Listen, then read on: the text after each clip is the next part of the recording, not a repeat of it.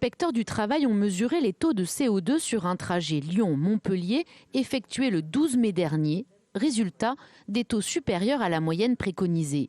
Avec un pic au-delà des 4000 ppm, l'unité de mesure de la quantité de CO2 dans l'air, au lieu de 800 et un taux moyen à 1380. Or, si le taux de CO2 est élevé, cela signifie que l'air n'est pas assez renouvelé et que le risque de propagation du virus est plus important. C'est le syndicat Sudrail qui a missionné l'inspection du travail après avoir fait ses propres relevés.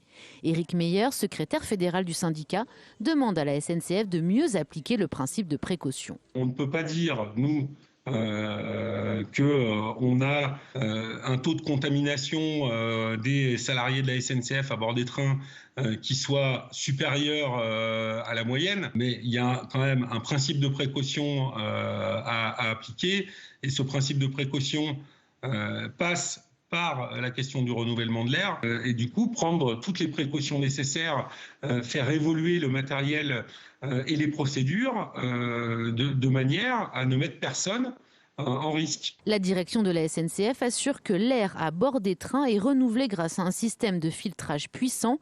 Ce n'est pas l'avis du professeur de physique Bruno Andreotti. Les particules virales, une fois qu'elles se sont desséchées dans l'air, elles font un tiers de micron. C'est beaucoup plus petit qu'un cheveu. Et ces tailles-là ne sont pas arrêtées mieux que 10%, 20%, grand maximum par le type de filtre installé. Donc de ce point de vue, non, les filtres installés, c'est des passoires à Covid. Ce qui ne veut pas dire qu'on va avoir des clusters géants, mais ça veut dire qu'il faut agir pour garantir une qualité d'air correcte aux passagers et évidemment au personnel de bord.